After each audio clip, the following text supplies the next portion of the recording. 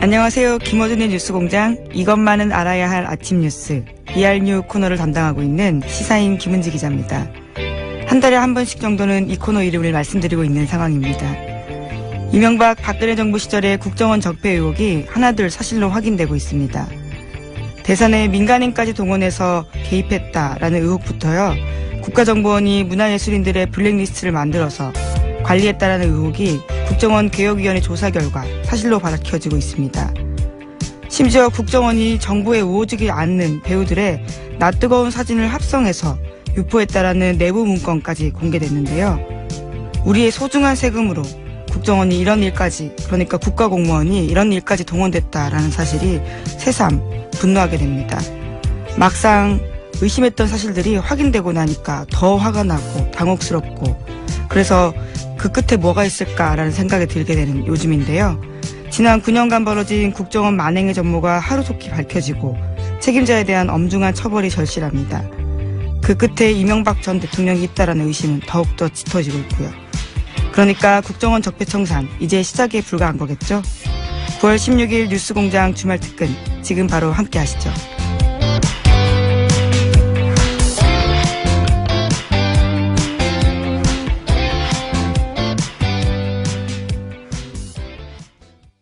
주진우 기자의 MB 프로젝트, 이번 주도 월요일 2부에 방송됐습니다. 9월 11일 월요일에 방송된 주진우 기자의 MB 프로젝트 벌써 4탄인데요. 이번에는 최순실 재산추적 프로파일러, 안홍구 전 대구지방국세청장도 함께했습니다. 다시 한번 들어보시죠.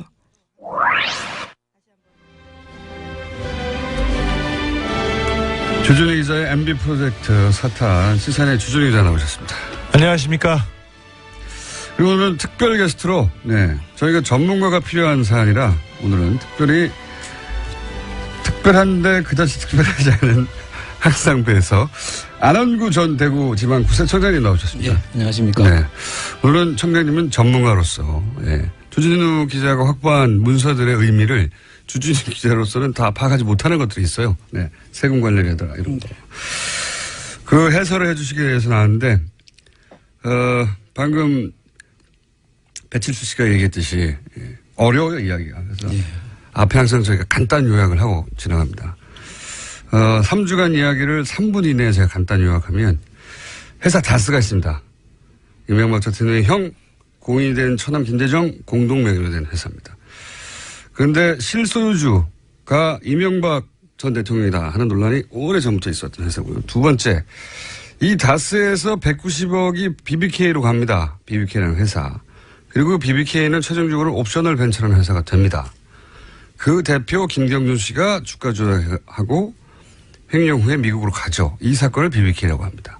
그런데 가기 전에 이명박 전 대통령과 가까운 투자자들만 돈을 다 돌려주고, 어차피 횡령할 거 다 횡령하지.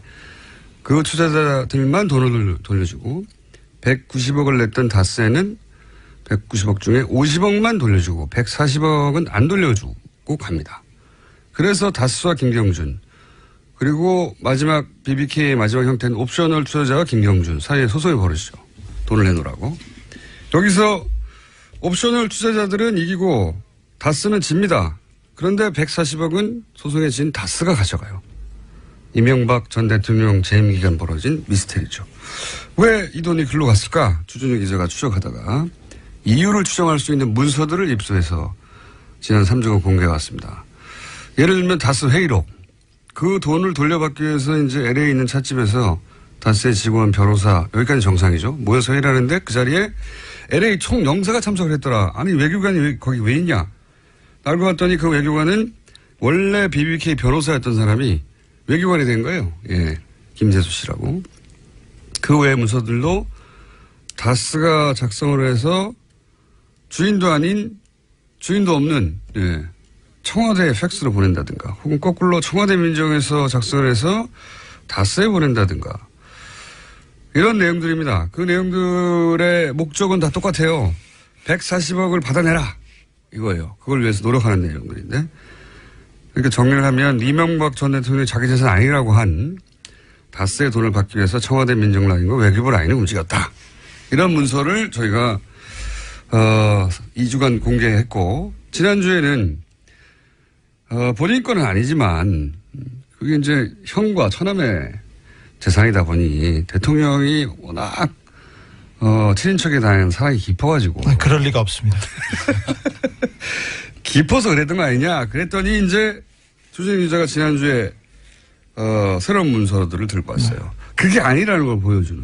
절대 그러실 분이 아닙니다. 자, 어떤 문서를 지난주에 공개했느냐. 예를 들어서 최대 주주는 사망한 김대정 씨예요. 그렇죠? 네. 예. 네. 김대정 씨인데 김대정 씨가 사망하게 되면 상속세를 내야 하잖아요. 예. 네. 그런데 그 상속세를 내는 문제를 또다시 청와대가 지시합니다. 의논하고 그리고 다스에 명령을 하고 그러니까 상속세를 낼 주체는 김대정 씨의 유가족인데 예.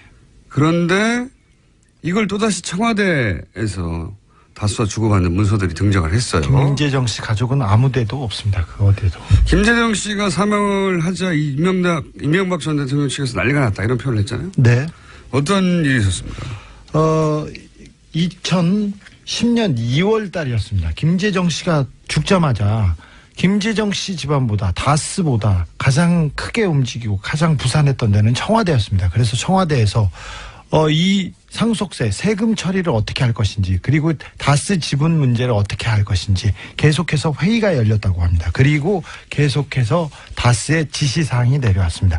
지시사항 때문에 다스에서는 서류를 만들고 회의를 해서 또 보고 내용을 계속 만들어서 계속 청와대에 올렸습니다. 그러면 다시 지시하고 그 왔다 갔다 했던 서류를 지난번에 저희가 공개했었죠.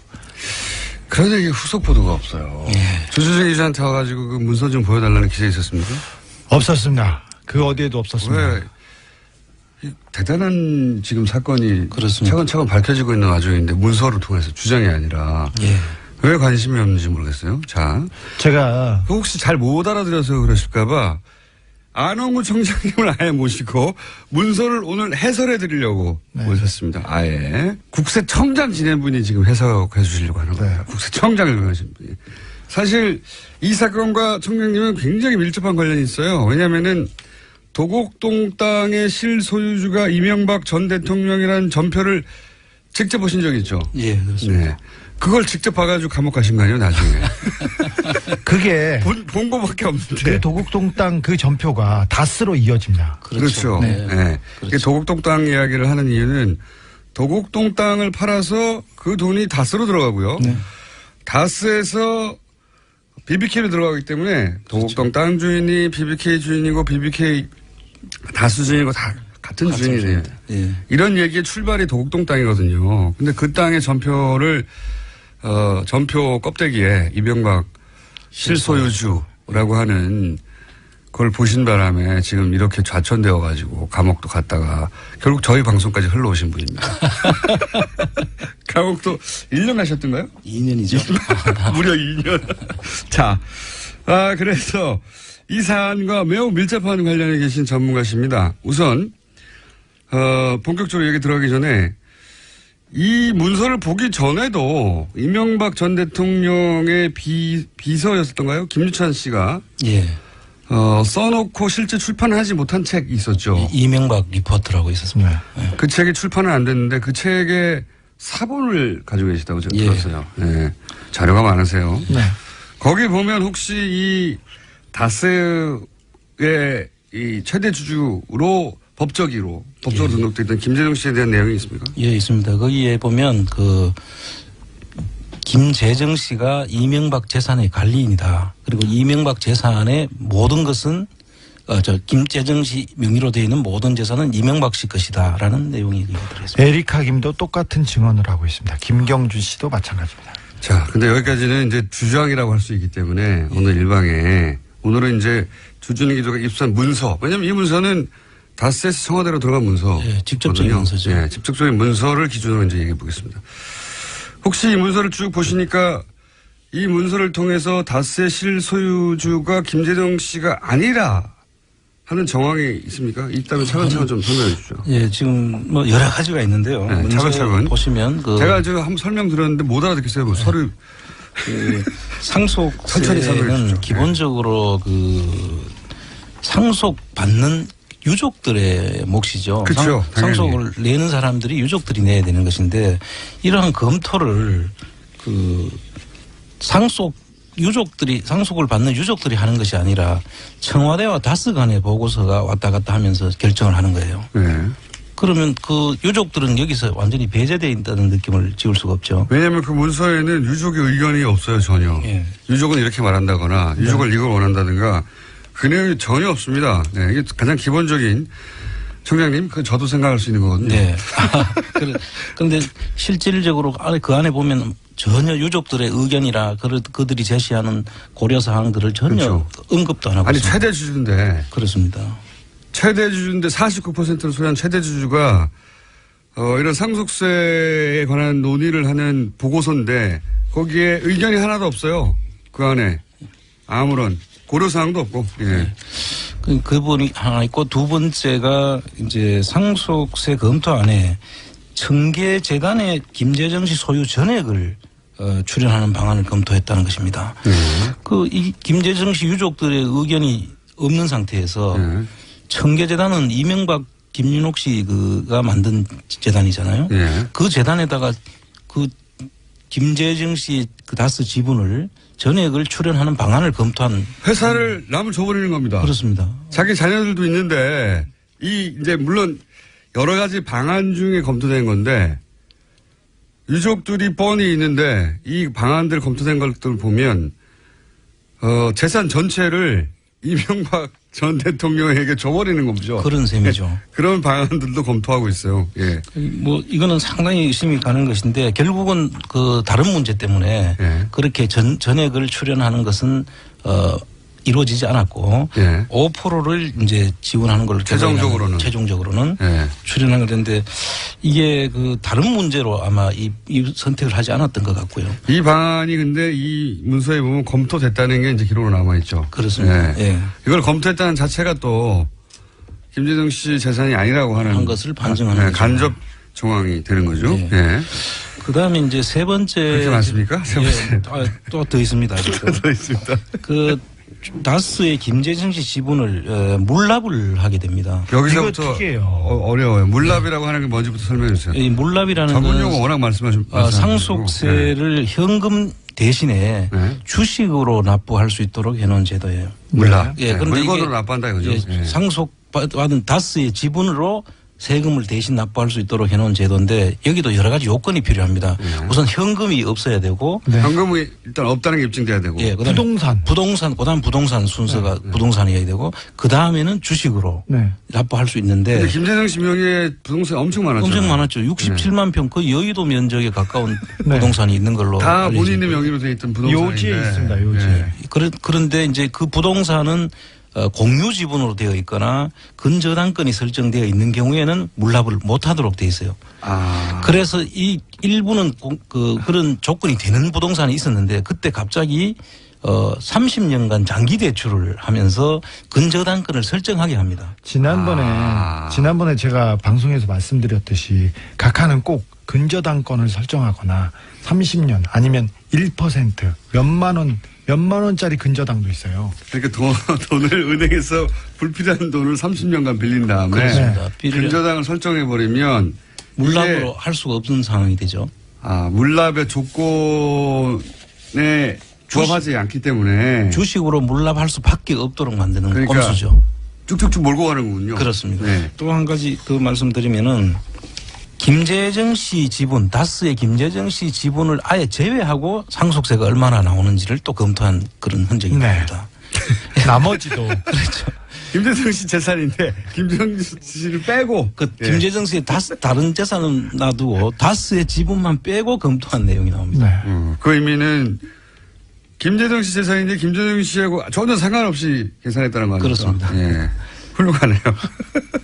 또 있습니까? 또 있습니다. 그 물납을 하게 되면은 이제 그 유족들이 부담하게 될 돈을 네. 다스가 보존해줘야 될 내용을 금액을 이제 설정한 금액 또 나옵니다. 이게 어떤 의미입니까? 보존해준다는 것은? 보존해준다는 것은 이제 김재정 씨 유족들이 물납으로 인해서 있게 되는 뭐 취득세 등록세라든지 그다음에 이제 그 증권거래세라든지 뭐 이렇게 이제 그 돈을 내야 되겠죠. 돈을 내야 되는 부분에 대해서 네. 다스가 보존해줘야 된다 이런 내용입니다. 김재정 씨 세금을 다스가 대신 보존해 준다고 그 보고서를 다른 데서 만들었습니다. 만들어가지고 그 안에 적시돼 있습니다. 그러니까 이런 말이네요.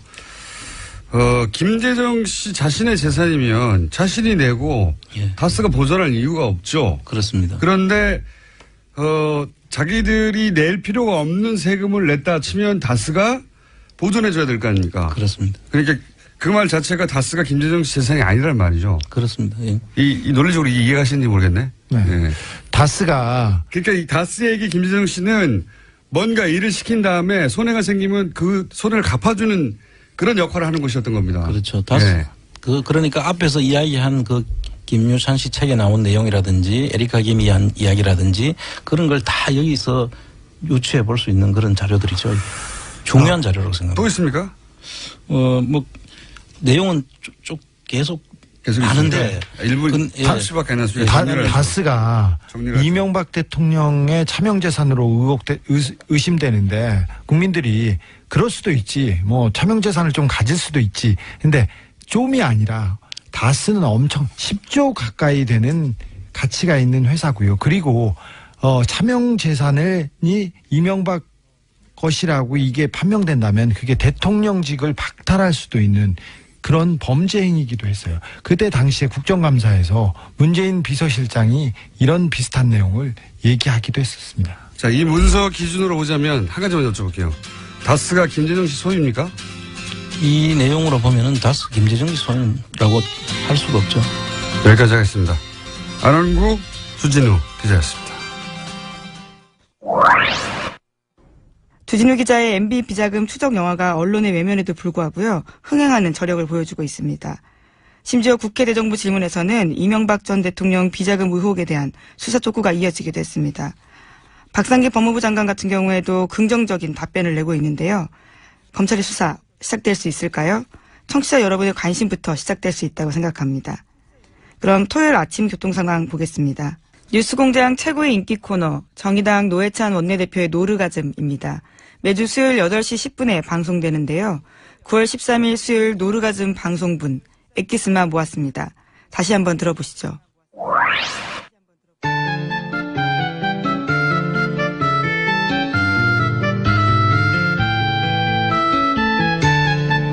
가장 인기 있는 코너 노르가즘 정의당 노회찬 원내대표 나오셨습니다. 안녕하십니까. 네, 안녕하세요.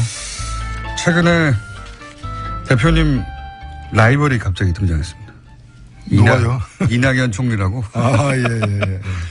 갑자기 몇 마디 안 했는데 예, 어록이 막 돌아다니면서 보셨죠? 예, 참 잘한 것 같아요. 예. 큰일 났다 싶지 않으십니까? 아니요, 뭐 그런 사람이 많아지는 게 좋은 일이죠. 어제 보니까 참 자상하다. 자상하다. 예. 조곤조곤 말씀하세요. 예. 이 중학생을 대하는 자상한 대학생. 딱 그런 이제. 예. 중학생을 대하는 자상함. 굉장히 조곤조곤. 네. 근데 보통 총리는 방어적이 될 수밖에 없는데 물론 어제 그저께도 방어적이었긴 했어요. 네. 정보를 대변해야 되니까. 근데 그 중간중간에 아주 날카로운 침을 하나씩 꽂아주는. 예. 그러니까 결과적으로는 말도 안 되는 질문한 사람들이 예. 원래는 그 자해 공갈당 같은 거였는데 자해만 하고 공갈은 못하는 그런 상황이 된 거죠. 공간을 못하는. 자, 라이벌이 등장했습니다. 네. 총리 끝나시면 그때까지 제가 뉴스공장에 있으면 여기 나오시려고 할지 모릅니다.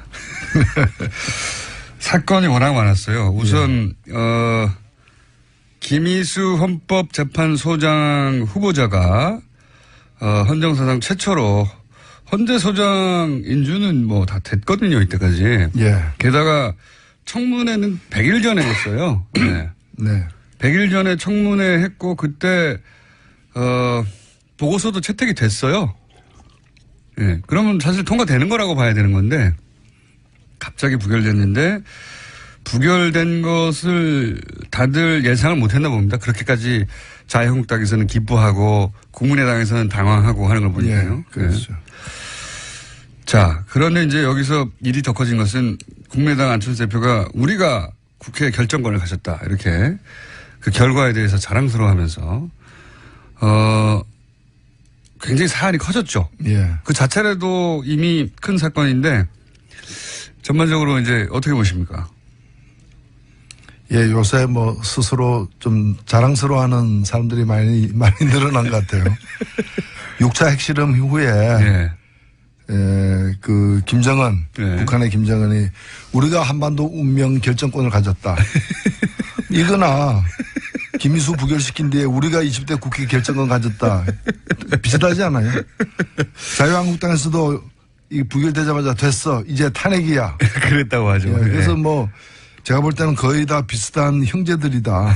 이렇게 보여지고 더욱이나 이게 좀 문제가 되는 것이 바로 이 부결된 다음 날 국민의당 원내대표가 예. 김희수 이 낭만 김희수 이 헌법재판소 소장 후보자에 대해서 예.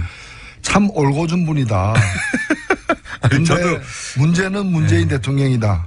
아니 멀쩡한 학생을 퇴학시켜놓고 참 괜찮은 학생이다. 문제는 그 아버지다. 아버지가 문제는 문제인 것이지. 그 왜 학생을 퇴학시키냐 이거죠. 그러니까요. 예. 그게 이제 전북 출신의 첫 호남이 배출하는 헌재소장이 되게 직전인 분이었고 예. 국민의당이 반대만 안 했다면 게다가 박지원 대표가 헌법재판관으로 추천했던 분이고 예. 국민의당으로서는 게다가 지금 문제도 없다는 분이니까 예. 반대할 이유가 하나도 없는 거죠. 이렇게 따지면. 그런 거죠. 예. 뭐 이유 없는 반항 같은 거죠. 뭐. 이유 없는 반항 같은 이유 없는 살인 같은 거죠, 사실은. 묻지 마 하고 그냥 찔러버리는 거예요. 아무 문제가 없는데 왜 그러면은 부결시켰냐 이렇게 물으면 이렇게 또 답을 하더라고요. 우리는 뭐랄까요 당론이었기 때문에 예, 민주적인 정당이라서 그랬다. 뭐 이렇게. 예, 그 국민을 또 우습게 보는 거죠. 그런 거짓말이 통한다고 생각하면 안 되는 거죠. 사실 일정하게 이렇게 그 표를 나누어 가지고 찍도록 네. 만들었기 때문에 이런 결과가 나오는 거죠. 그럼 자기들도 결과를 알 수 없는 일을 밀어붙였다는 얘기밖에 더 됩니까? 그리고 그 뒤에 나오는 얘기 보면 뭐를 안 들어줬기 때문에 이렇게 했다. 그렇죠. 라는 네. 건데 결국 뭔가면 뭐를 안 들어줬기 때문에 낙마시키기로 이렇게 표를 작동시켰다라는 거 아니에요. 네. 이게 소위 이제 그 국민의당에서 나오는 메시지가 다 좀 달라요. 안철수 대표는 자랑스러워하는 것 같고 내 힘을 봐라. 응? 내가 해냈다 이런 것 같고 박지원 대표는 말씀하셨듯이 이거 못해가지고 안 들어주고 예, 그래서 이랬다고 하고 또 원내대표는 말씀하셨듯이 아니 우리는 그 후보는 문제 없다고 생각해. 대통령이 잘못해서 그런 거야. 뭐 이렇게 나오고. 예, 후환이 좀 두려운 그런 지역에 있는 분들은 먼저 우리 책임이 아니라 저쪽 책임이다. 민주당에서 이탈했을 거라고. 예. 그런 식으로 자꾸 떠넘기는 것이고 그다음에 아직 뭐 그런 거 관계없는 분들 같은 경우에는 거의 뭐 수폭 실험한 것처럼 다음은 어디야 뭐 그 얘기 바로 나왔잖아요. 예. 다음은 강경하다. 주중 사강 대사. 예. 4대국 대사 다 교체해야 된다. 이 얘기가 뭐 거의 뭐 과학 포위 사격하겠다. 포위 사격. 예. 그 얘기가 똑같은 거죠. 뭐. 그다음 어디야? 그다음 괌이야? 그다음 어디야? 그다음 괌이야.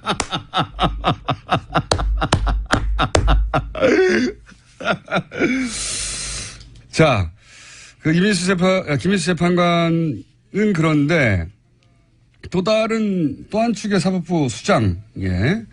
대법원장, 김명수 대법원장, 이렇게 연달아서 이런 이슈가 나오기도 참 드문 일인데, 헌재재판소장 후보자인 줄은 부결됐고, 어제, 그리고 오늘도 김명수 대법원장 후보 인사청문회가 이제, 어제 이어질 텐데, 보수정당에서는 이제 경륜이 부족하다고 공격을 하고 있어요. 경륜이 부족하다. 경찰서장 하다가 갑자기 총장 될 수 없는 거 아니냐, 뭐 이런 식의. 그 비슷한 얘기가 있었죠. 아니 대학도 안 나오고 상고 나왔는데 웬 대통령이냐. 네, 그랬었죠. 예, 예. 그래서 거기서 대통령이 2명이나 나왔잖아요. 예. 아니 저도 이 얘기 듣고 바로 생각난 게 예. 아니 자기들은 군인하다가 바로 대통령 된 사람 3명이나 배출했으면서 예비군복도 안 입어보고. 그러니까요. 정치 하나도 안 하고 그랬으면서 이게 평생 법을 한 분한테 할 말이 아니다 싶은데. 그러니까 지금 국회의원들 중에 국민보다도 우리 국민들 평균 수준 이하인 분들이 많은 거죠. 우리 국민들은 이런 얘기 안 하지 않습니까? 이 말도 안 되는 그런 이제 낡은 봉건적 어떤 사고를 갖고 있는 거고요. 저는 김명수 후보는 최고의 선택이라고 봅니다. 사실 지금 우리나라 사법부가 OECD에서 가장 자기 국민들이 그 신뢰를 못 받는 맞습니다. 최하위 어떤 그런 상황이고, 그다음에 전체 법관에 대한 조사를 갖다가 해봐도 사법부 수뇌부의 그런 전횡에 대해서 비판의 모습이 대단히 높습니다. 사법부의 재판관들도 사법부 최고 소위 대법원장이나 지도부를 믿지 않아요. 이걸 바꾸기 위해서는 대법관을 안 해본 사람이 해야 돼요. 오히려. 그렇죠. 네. 구질서에 물들어가지고 떳떳하게 이걸 계획을 추진하지 못할 사람들이 많기 때문에 제가 볼 때는 몇 번 이제 대통령이 이제 요청했지만 사양한 분도 계시고 한데 결과적으로는 사실은 굉장히 좋은 선택을 한 거예요. 그래서 저는 우리 국민들이 고맙게 생각했는데 이분 출연에 대해서. 보수정당에서는 그렇게 생각하지 않는 것 같고. 근데 이런 예는 없었거든요. 예전에 무슨 각종 비리라든가 땅 문제라든가 재산 문제라든가 부동산 이런 걸로 주로 공격을 받았어요. 모든 후보들이 거의 일관되게. 근데 이분은 그게 없다 보니까 경륜이 부족하다고 하는 논리가 지금 튀어나온 겁니다. 그 경륜이라는 게 왜 위장 전입 경륜도 없고 경력도 없고 왜 탈세 경력도 없고 왜 병력 미필의 그 불법적인 그런 경력이 없느냐. 없어서 우리를 왜 이렇게 당황스럽게 만드느냐. 이런 거 아닐까요? 자, 김명수 대법원장 후보자에 대해서 인사청문회 오늘도 있습니다. 네. 오늘도 관심 있으신 분들은 지켜봐 주시고. 그리고 뭐 이분에 대해서 우리법연구회 자꾸 그 얘기를 하는데 이 우리법연구회가 무슨 불순단체처럼 이렇게 마치 그거 연관돼 있으면 나쁜 것처럼 보이는 얘기를 하는 게 이건 매도하는 거라 봅니다. 이 좀 찾아보시면 알겠지만 우리법연구회라는 게 우리가 1987년 이제 6월 항쟁으로 이렇게 민주주의가 시작됐지 않습니까? 근데 사법부만큼은 6월 항쟁 이후에도 과거 전두환 시절에 임명된 그런 대법원장 체제가 그대로 유지됐어요. 그래서 여기에 젊은 판사들이 반기를 들어가지고 그 우리법연구회라는 이제 법원 내에 학술 조직이 만들어진 건데 사법 체계를 뒤집지 못하니까 내부적으로 그죠? 그렇죠. 저는 그럼 88년에 우리법연구회에도 이런 말 안 올린 사람들은 도대체 누구냐? 거꾸로 나는 우리법 그 당시에 우리법연구회에 안 들어갔다면 그게 문제가 될지언정 그 들어간 게 왜 문제가 되느냐 이거죠. 또 있습니다. 제가 보기에는 이 사안은 여러 뉴스에 묻혔는데 사실은 정치 지형에 미치는 영향으로는 지금까지 얘기한 뉴스보다 훨씬 큽니다. 김무성, 유승민 의원이 이제 키스 사진이 화제가 됐어요. 예. 어제 하태경 최고위원 나와가지고 그게 이제 자발적으로 한 게 아니라 그 사진 뒤에 보면 양쪽에서 끌어당겨서 강제로 시킨 거다. 예, 라고. 이게 키스에 대한 모독이죠. 사랑하지 않으면 키스를 하지 말아야 되는데 뭐 죽음의 키스도 아니고. 죽음의 키스. 이거는 보는 사람으로 하여금 성적 수치나 혐오를 조장할 수 있는 그런 장면이었습니다. 크게 동의하고요. 크게 동의하고. 근데 이제 그 키스로 그 사진만 노출됐기 때문에 두 양반이 사이가 좋은가 보다. 이런 이미지를 유포하였으나 실제로는 그 뒤에 그 어떤 알력 다툼, 세력 다툼을 보면 현재 통합파 언제부터 이렇게 되는지 모르겠습니다만 지금은 분명한 통합파. 그러니까 자유한국당과 다시 어떤 형식으로든 연대하거든 합쳐야 한다는 통합파를 이끌고 있고 김무성 대표가. 그리고 아니다. 우리 스스로 힘을 길러서 우리가 보수의 중심이 되고 시간이 걸리더라도 그렇게 가야 된다. 자강파, 유승민. 이렇게 갈라져 있는 겁니다. 게다가 그 앞에는 유승민 계로 자강파의 선두주자 혹은 가장 강성 의원이었던 이해운 대표는 날아가고 갑자기. 날아가면서 그 권력의 공백에 이 두 파가 막 부딪히고 있는 거예요. 누가 이기냐에 따라서 바른정당이 뽀개지거나 합쳐지거나 사라지거나 이럴 수도 있는. 그러니까 원래 이 당 내에는 우리가 알다시피 그 통합파와 그다음에 자강파의 네. 그 대립과 갈등이 이렇게 내재돼 있었는데 네. 겉으로는 잘 안 드러났죠. 네. 근데 이제 이혜원 대표가 물러나면서 물러났다기보다는 강판당했다고 해야 되겠죠. 네. 그러면서 비대위원장을 뽑거나 뽑아서 한 6개월 가거나 아니면은 직무대행을 세운 다음에 한 달 이내에 전당대회를 열어서 그렇죠. 새 대표를 뽑거나 예. 새 지도부까지 이제 둘 중에 하나를 택해야 되는데 어떤 경우든 간에 예. 이제 내재돼 있던 두 파의 어떤 대립과 갈등이 표면화될 수밖에 없는. 예. 왜냐하면 이제부터는 누가 잡는가에 따라서 완전히 달라지니까요. 자강으로 굳혀지거나 당분간 예. 아니면은 통합이 빨라지거나 이런 이제 그 일정표가 이제 앞당기게 된 거죠. 그렇죠. 그래서 예. 더욱 지금 갈등이 이제 더 가속화되고 있는 거 아닌가. 이건 바른정당만의 문제로 끝나는 게 아니고 예. 만약에 통합파가 이긴다는 것은 자유한국당의 덩치가 지금도 커지고 결국은 단독으로 국회 선진화법 때문에 단독으로 모든 법안을 막을 수도 있는 그 숫자에 불과 12석 모자라거든요. 예. 그 자유한국당이 그 일단, 12석을 예. 어떻게든지 확보하려고 노력할 것이다. 그렇죠. 예. 네. 정확하게 말씀하신 것 같아요. 오늘 여기까지 하겠습니다. 지금까지 노회찬 원내대표였습니다. 감사합니다. 네, 감사합니다. 정의당 노회찬 대표의 노르가즘, 이번 주도 반응이 폭발적이었습니다. 장희성 님은요, 노회찬 의원은 천재인 듯합니다. 어쩜 사이다를 매주 주시는지 라고 의견 주셨는데요.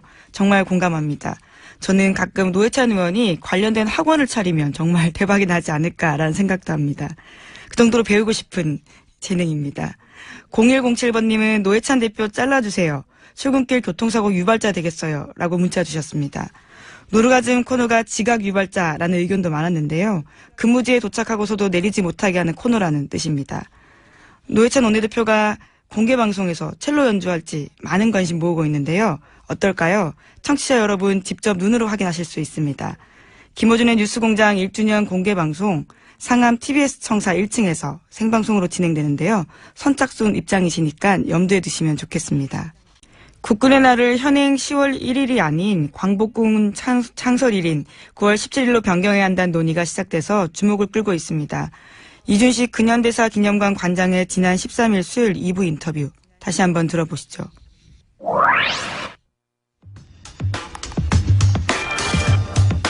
국군의 날은 10월 1일이죠. 그런데 이날이 아니라 이번 주 일요일 9월 17일로 변경해야 한다는 주장이 등장하기 시작했습니다. 어제 대정부 질의에서도 국무총리 상대로 이 질문이 나왔었는데 국군의 날 변경을 주장하신 분입니다. 이준식 근현대사 기념관 관장님 나오셨습니다. 안녕하십니까? 예, 안녕하세요. 예. 9월 17일이 무슨 날입니까? 예, 임시정부 산하 국군인 한국광복군이 창군된 날입니다. 광복군 창건연이다. 아하. 그러니까 이제 국군이 아니라 광복군 이제 독립운동을 하던 광복군이 처음 만들어진 날이 국군의 날이어야 하는 거 아니냐 이런 얘기네요 한마디로. 뭐 설득되려고 하는데 그 말을 듣자마자 설득되려고 하는데 그게 그러면 언제입니까? 1940년 9월 17일 중국의 충칭에서 광복군이 창군됐습니다. 근데 임시정부는 그 전부터 있었지 않습니까? 임시정부는 1919년에 출범했는데요. 그래서 그걸 건국으로 봐야 된다 뭐 이렇게. 요즘 뭐 그런 얘기도 나오고 있죠. 저는 뭐 개인적으로 건국이란 말은 별로 좋아하지 않습니다만은. 그러니까 1919년 중국에서 임시정부가 출범했는데 임시정부가 1920년에 바로 독립전쟁 원년이라는 걸 선포합니다. 그러니까 1920년에 우리가 일제에게 전쟁에서 져서 국권을 빼앗겼으니까 독립을 이루기 위해서는 다시 일본과 전쟁을 해야 된다. 그래서 독립전쟁이라고 그러고 1920년이 독립전쟁 첫 해다. 그러니까 전쟁을 하려면 군대가 필요하지 않겠습니까? 그래서 이제 임시정부 산하의 국군을 만들겠다는 구상에 착수를 하는데 당시 뭐 중국이 남의 땅이니까요. 네, 남의 네. 땅에서 군대를 만드는 게 결코 쉬운 일이 아니었습니다. 그 다른 나라, 그 나라가 인정해 줄 리가 없죠. 예, 인정해 줄 리가 없죠. 그러니까 군대를 만들기가 쉽지 않으니까 처음에는 이제 만주에서 활동하던 독립군 부대하고 연계해서 이제 국군을 활용하겠다. 그런 임시정부하고 무관하게 독자적으로 움직이던 독립군들을 독립군을 만주 독립군을 임시정부 산하로 편입을 시켜서 이제 국군을 만들겠다 그런 구상을 이제 갖기도 했는데 이게 쉽지 않았습니다. 그래서 국군을 만든다는 게 임시정부에 모인 독립운동가들의 아주 오랜 꿈이었는데요. 그렇겠죠. 네, 당연히. 그 꿈이 이제 1940년에 실현이 된 겁니다. 그래서 임시정부 산하 국군으로 이제 한국 광복군을 창건하게 되죠. 정식으로 군대를 만드는 겁니다. 아, 그렇군요. 사실 다른 나라의 사례를 보더라도 모든 망명 정부가 그 나라에서 정부를 두지 못하고 망명하게 되는 망명 정부가 결국은 이제 그 자기들 원래 땅을 점령하고 있는 그 뭐 식민 본국이든 또는 뭐 그 순간 침략해온 나라든 간에 그 상대에서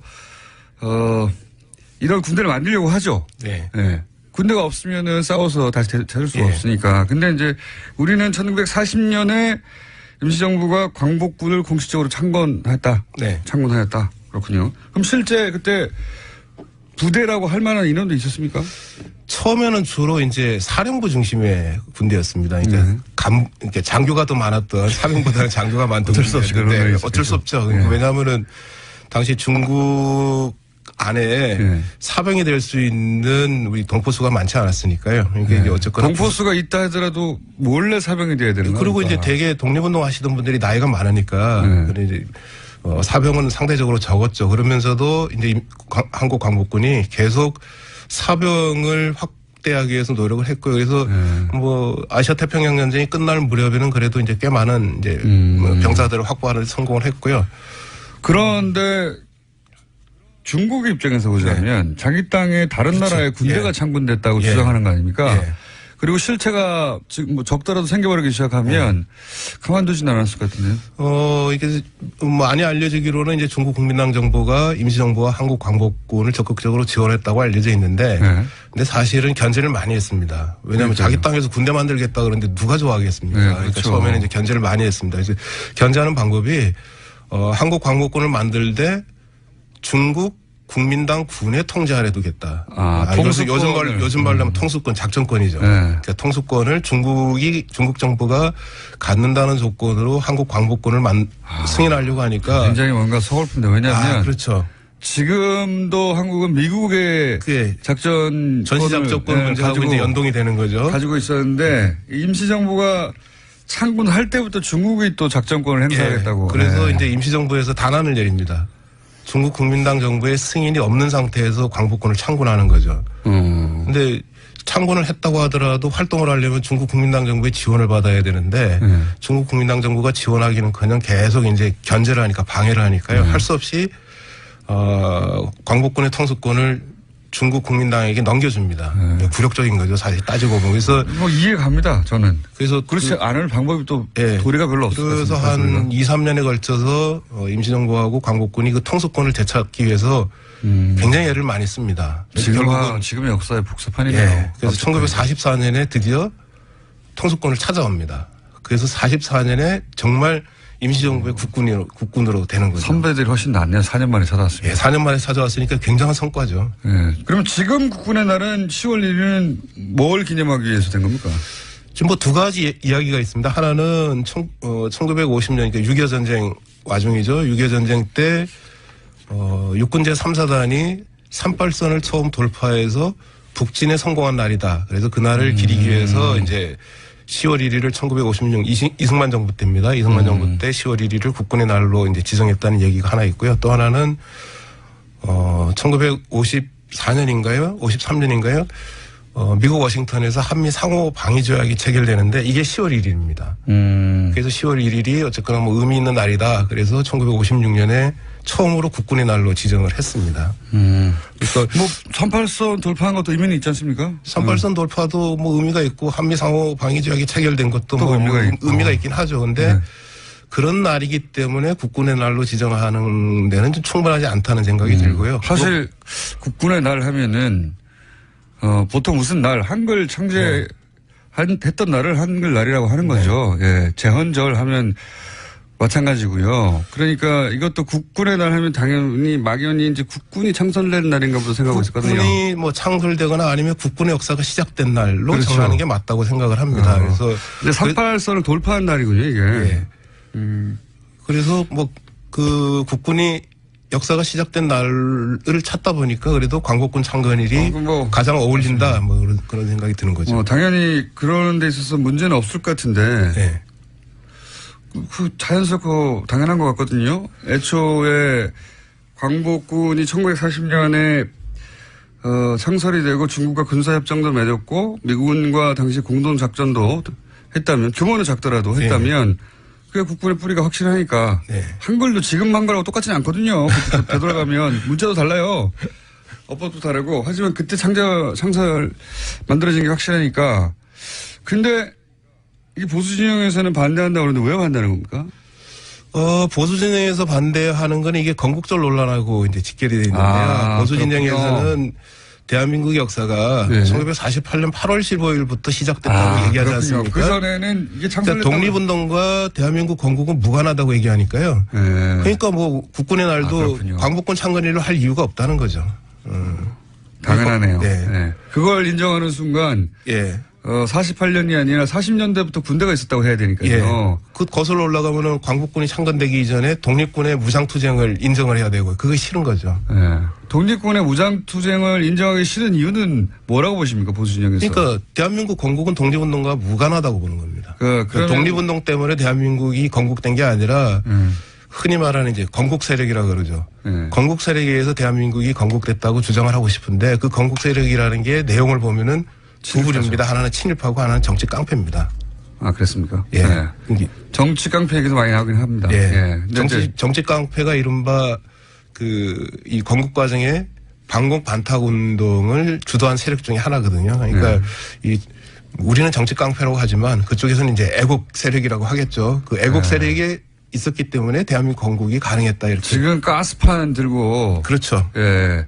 아스팔트에 나오시는 분들이 있었잖아요. 프로판 가스통을 들고. 그 뿌리죠. 예. 그걸 생각하시면 될 것 같아요. 한쪽에는 그분이 애국 세력인 것이고 또 이제 무관한 제3자가 보기에는 정치 깡패 아니냐.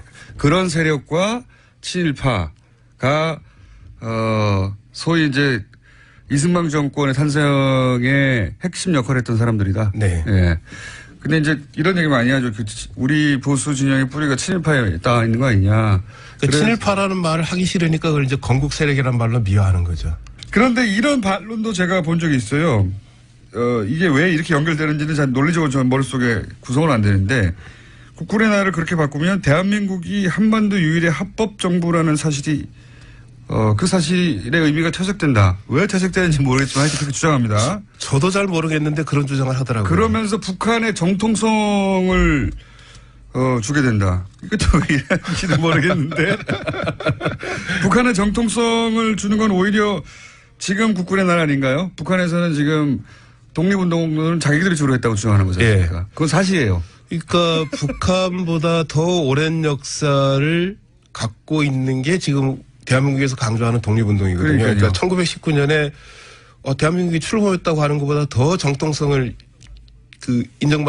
인정받을 수 있는 근거가 어디 있습니까? 그러니까 인민군 창설되기 전에 무슨 소리냐. 지금 광복군이 있었는데. 광복군이 창건됐다고 하는 게 훨씬 더 정통성 문제에서 유리한 거죠. 근데 그 왜 스스로 불리한 쪽을 택하려고 하는지 저도 잘 모르겠습니다. 지금 주장은 불리해요. 왜냐하면 친일파가 합참 군을 통솔했던 군대를 가지고 정통성을 주장하려고 하는 거니까요. 북한에서는 어쨌든 독립운동을 하던 쪽이 북한 쪽 사이드에서는 군의 기본 창설 단위가 됐기 때문에 그 점에 있어서는 불리하죠.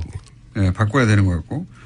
대한민국이 한반도 유일한 합법정부라는 거 의미를 퇴색시킨다는 게 무슨 주장입니까, 이건? 어떻게 이해하세요? 그 이제 보수 세력에서 흔히 그렇게 얘기하는데요. 해방되고 난 다음에 이제 정부가 수립되는 과정에서 유엔에서 결의를 합니다. 한반도에서 총선거를 해서 정부를 구성해라. 근데 원래 유엔 결의안에는 한반도 전체에서 선거를 해가지고 정부를 구성하도록 돼 있는데 예.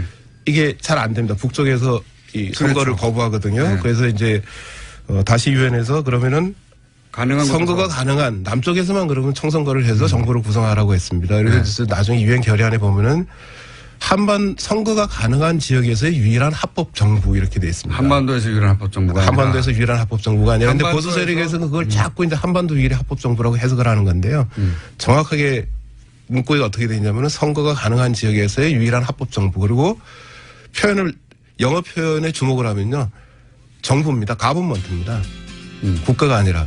그러니까 대한민국이라는 국가의 일부로서의 대한민국 정부 이렇게 되는 거죠. 이해했습니다. 오늘 말씀 감사합니다. 네, 고맙습니다. 이준식 관장님이었습니다. 네, 고맙습니다. 네, 많은 청취자들께서 국군의 날 변경이 필요하다는 이준식 관장의 주장에 호응해 주셨는데요. 9160님께서는 예비역 소령인데 9월 17일 국군의 날을 격려 지지한다라는 의견 주셨습니다. 다른 나라의 경우 식민지나 점령지에서 해방되면 가장 먼저 하는 일이 민족 반역자를 처단하는 일입니다. 하지만 우리의 과거는 안타깝게도 그러지 못했는데요. 해방 이후에 친일 청산을 제대로 이루지 못했습니다. 단 한 명의 친일 부역자도 제대로 처형하지 못했기 때문입니다. 이제라도 친일 청산을 제대로 해야 한다라는 여론이 높은데요. 올바른 기념일을 찾고 제대로 기념하는 일부터 그 첫걸음이 될 수 있습니다. 이어서 토요일 아침 교통 상황 알아보겠습니다. 네, 주말 특근으로 보내주신 소중한 문자를 제대로 소개해드리지 못했었는데요. 주말 특근 방송 중에 도착했던 문자들도 소개해드리겠습니다. 5일 동안 들었던 뉴스 공장을 엑기스만 뽑아 다시 들으니 토요일 출근길이 가볍습니다. 고맙습니다. 9344번님이 주신 문자인데요. 그래도 토요일 출근하신다라니까 여러모로 마음이 안 좋네요. 오늘도 출근하면서 듣고 계신가 아닌가 모르겠는데요. 지난 8월 26일에 제가 진행했던 뉴스 주말특근 방송 듣고도 많은 분들이 문자 주셨습니다. 7488번님께서는요. 김은지 기자 사랑해요. 성실하고 정확하고 따뜻한 진행이 항상 감동입니다. 라고 응원해 주셨습니다. 민망하긴 한데요. 저도 깊이 감동입니다. 뉴스공장 주말특근 오늘 준비한 수는 여기까지고요. 저는 월요일 아침에 다시 야무지게 준비해서 찾아뵙겠습니다. 감사합니다. 시사인 김은지였습니다. 이명박 리포트라고 있었습니다. 네. 그 책이 출판은 안 됐는데 그 책의 사본을 가지고 계시다고 제가 들었어요. 네. 자료가 많으세요. 네. 거기 보면 혹시 이 다스의 이 최대 주주로 법적으로 등록되어 있던 김재정 씨에 대한 내용이 있습니까? 예, 있습니다. 거기에 보면 김재정 씨가 이명박 재산의 관리인이다. 그리고 이명박 재산의 모든 것은 김재정 씨 명의로 되어 있는 모든 재산은 이명박 씨 것이다라는 내용이 들어있습니다. 에리카 김도 똑같은 증언을 하고 있습니다. 김경준 씨도 마찬가지입니다. 자, 근데 여기까지는 이제 주장이라고 할 수 있기 때문에 오늘 일방에 오늘은 이제 주준희 기자가 입수한 문서. 왜냐하면 이 문서는 다스에서 청와대로 들어간 문서. 예, 직접적인 문서죠. 예, 직접적인 문서를 기준으로 이제 얘기해 보겠습니다. 혹시 이 문서를 쭉 보시니까 이 문서를 통해서 다스의 실소유주가 김재정 씨가 아니라 하는 정황이 있습니까? 있다면 차근차근 좀 설명해 주십시오. 예, 지금 뭐 여러 가지가 있는데요. 네, 문서 차근차근. 보시면 제가 지금 한번 설명 들었는데 못 알아듣겠어요. 뭐 서류. 천천히 설명해 상속세는 주십시오. 기본적으로 상속받는 유족들의 몫이죠. 그렇죠. 상속을 내는 사람들이 유족들이 내야 되는 것인데 이러한 검토를 상속을 받는 유족들이 하는 것이 아니라 청와대와 다스 간의 보고서가 왔다 갔다 하면서 결정을 하는 거예요. 네. 그러면 그 유족들은 여기서 완전히 배제되어 있다는 느낌을 지울 수가 없죠. 왜냐하면 그 문서에는 유족의 의견이 없어요, 전혀. 예. 유족은 이렇게 말한다거나 유족은 이걸 원한다든가 그 내용이 전혀 없습니다. 네, 이게 가장 기본적인 청장님, 그 저도 생각할 수 있는 거거든요. 네. 그런데 실질적으로 그 안에 보면 전혀 유족들의 의견이라 그들이 제시하는 고려 사항들을 전혀 그렇죠. 언급도 안 하고 아니, 있습니다. 최대 주주인데. 그렇습니다. 최대 주주인데 49%를 소유한 최대 주주가 이런 상속세에 관한 논의를 하는 보고서인데 거기에 의견이 하나도 없어요. 그 안에 아무런 고려사항도 없고. 예. 그 부분이 하나 있고 두 번째가 이제 상속세 검토 안에 청계재단의 김재정 씨 소유 전액을 출연하는 방안을 검토했다는 것입니다. 이 김재정 씨 유족들의 의견이 없는 상태에서 청계재단은 이명박 김윤옥 씨가 만든 재단이잖아요. 그 재단에다가 그 김재정 씨 그 다스 지분을 전액을 출연하는 방안을 검토한 회사를 남을 줘버리는 겁니다. 그렇습니다. 자기 자녀들도 있는데 이제 물론 여러 가지 방안 중에 검토된 건데 유족들이 뻔히 있는데 이 방안들 검토된 것들 보면 재산 전체를 이명박 전 대통령에게 줘버리는 거죠. 그런 셈이죠. 그리고 다스에 명령을 하고. 그러니까 상속세를 낼 주체는 김재정 씨의 유가족인데 그런데 이걸 또다시 청와대에서 다수와 주고받는 문서들이 등장을 했어요. 김재정 씨 가족은 아무 데도 없습니다. 그 어디에도. 김재정 씨가 사망을 하자 이명박 전 대통령 측에서 난리가 났다 이런 표현을 했잖아요. 네. 어떤 일이 있었습니까? 2010년 2월 달이었습니다. 김재정 씨가 죽자마자 김재정 씨 집안보다 다스보다 가장 크게 움직이고 가장 부산했던 데는 청와대였습니다. 그래서 청와대에서 이 상속세 세금 처리를 어떻게 할 것인지 그리고 다스 지분 문제를 어떻게 할 것인지 계속해서 회의가 열렸다고 합니다. 그리고 계속해서 다스의 지시사항이 내려왔습니다. 지시사항 때문에 다스에서는 서류를 만들고 회의를 해서 또 보고 내용을 계속 만들어서 계속 청와대에 올렸습니다. 그러면 다시 지시하고 그 왔다 갔다 했던 서류를 지난번에 저희가 공개했었죠. 그런데 이게 후속 보도가 없어요. 조주정 기자한테 와가지고 그 문서 좀 보여달라는 기사 있었습니까? 없었습니다. 그 어디에도 없었습니다. 왜 대단한 지금 사건이 그렇습니다. 차근차근 밝혀지고 있는 와중인데 문서를 통해서 주장이 아니라 왜 관심이 없는지 모르겠어요. 자, 제가 혹시 잘 못 알아들어서 그러실까봐 안홍구 청장님을 아예 모시고 문서를 오늘 해설해 드리려고 모셨습니다. 아예. 국세청장 지낸 분이 지금 해석해 주시려고 하는 거예요. 국세청장을 하신 분이. 사실 이 사건과 청장님은 굉장히 밀접한 관련이 있어요. 왜냐하면은 도곡동 땅의 실소유주가 이명박 전 대통령이라는 전표를 직접 보신 적이 있죠? 예, 그렇습니다. 네. 그걸 직접 봐가지고 감옥 가신 거 아니에요, 나중에? 그게 본 거밖에 없는데. 그 도곡동 땅 그 전표가 다스로 이어집니다. 그렇죠. 네. 네. 그렇죠. 도곡동 땅 이야기를 하는 이유는 도곡동 땅을 팔아서 그 돈이 다스로 들어가고요. 다스에서 BBK로 들어가기 때문에 도곡동 땅 주인이 BBK 주인이고 BBK 다스 주인이고 다 같은 주인이래요. 이런 얘기의 출발이 도곡동 땅이거든요. 근데 그 땅의 전표를 전표 껍데기에 이명박 실소유주라고 하는 그걸 보신 바람에 지금 이렇게 좌천되어 가지고 감옥도 갔다가 결국 저희 방송까지 흘러오신 분입니다. 감옥도 1년 가셨던가요? 2년이죠. 무려 2년. 자, 그래서 이 사안과 매우 밀접한 관련에 계신 전문가십니다. 우선 본격적으로 얘기 들어가기 전에 이 문서를 보기 전에도 이명박 전 대통령의 비서였었던가요? 김유찬 씨가 써놓고 실제 출판하지 못한 책이 있었죠.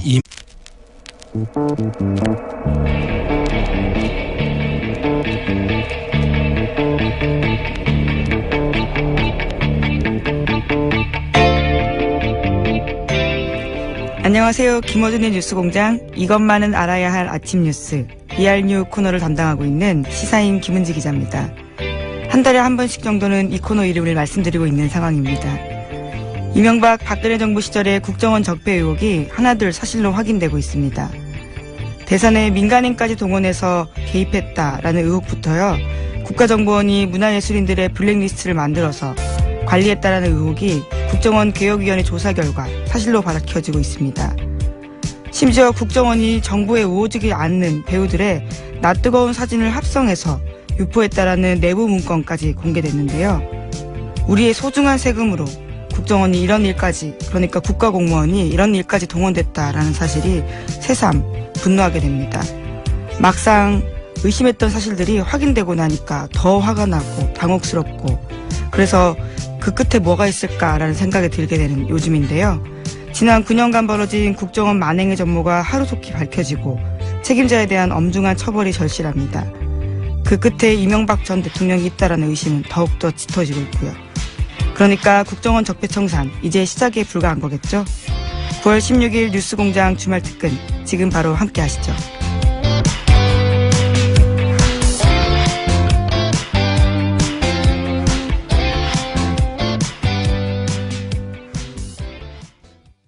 주진우 기자의 MB 프로젝트 이번 주도 월요일 2부에 방송됐습니다. 9월 11일 월요일에 방송된 주진우 기자의 MB 프로젝트 벌써 4탄인데요. 이번에는 최순실 재산추적 프로파일러 안홍구 전 대구지방국세청장도 함께했습니다. 다시 한번 들어보시죠.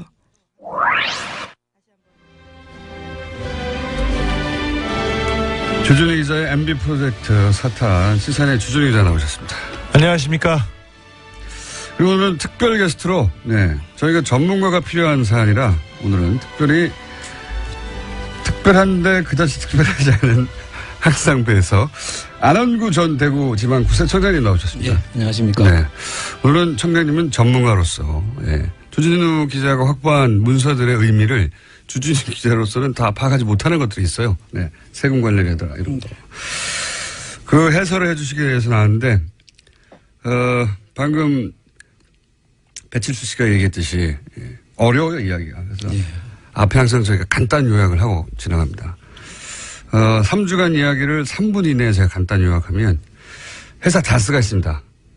이명박 전 대통령의 형 공인이 된 처남 김대정 공동 명의로 된 회사입니다. 그런 방안들도 검토하고 있어요. 예. 뭐 이거는 상당히 의심이 가는 것인데 결국은 그 다른 문제 때문에 그렇게 전액을 출연하는 것은 이루어지지 않았고 5%를 이제 지원하는 걸로 최종적으로는 출연한 건데 이게 그 다른 문제로 아마 이 선택을 하지 않았던 것 같고요. 이 방안이 근데 이 문서에 보면 검토됐다는 게 이제 기록으로 남아 있죠. 그렇습니다. 예.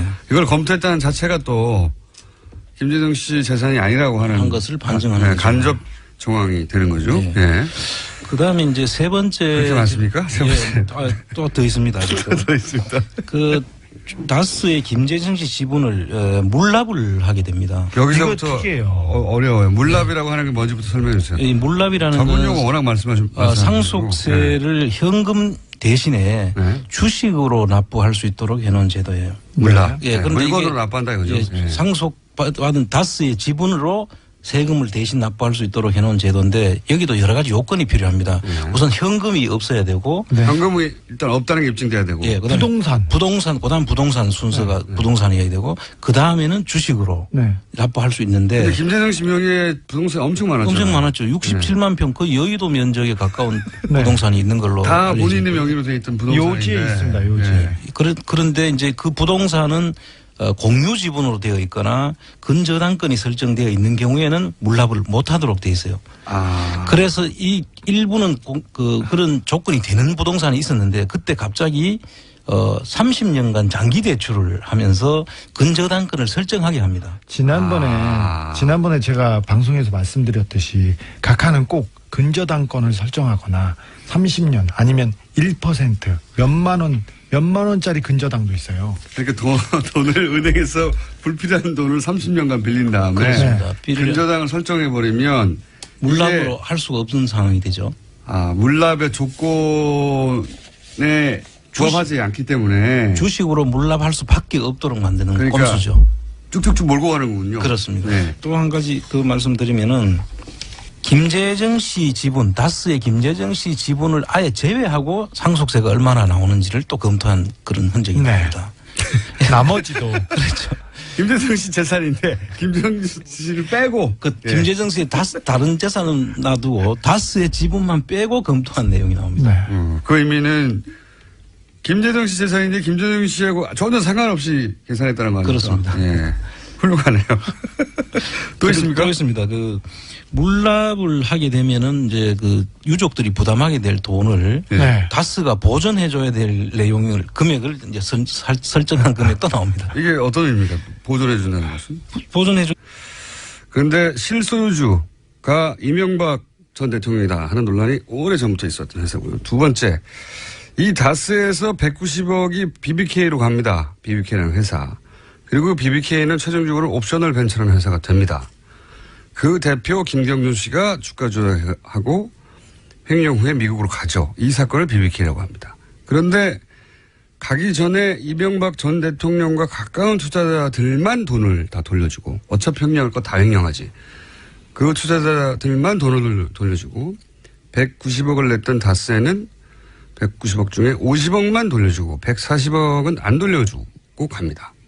그래서 다스와 김경준 그리고 마지막 BBK의 마지막 형태는 옵셔널 투자자와 김경준 사이에 소송이 벌어지죠. 돈을 내놓으라고. 여기서 옵셔널 투자자들은 이기고 다스는 집니다. 그런데 140억은 소송에 진 다스가 가져가요. 이명박 전 대통령 재임 기간 벌어진 미스테리죠. 왜 이 돈이 글로 갔을까? 주준혁 기자가 추적하다가 이유를 추정할 수 있는 문서들을 입수해서 지난 3주간 공개해 왔습니다. 예를 들면 다스 회의록. 그 돈을 돌려받기 위해서 이제 LA에 있는 찻집에서 다스의 직원, 변호사, 여기까지 정상이죠. 모여서 회의를 하는데 그 자리에 LA 총영사가 참석을 했더라. 아니 외교관이 거기 왜 있냐. 알고 봤더니 그 외교관은 원래 BBK 변호사였던 사람이 외교관이 된 거예요. 예, 김재수 씨라고.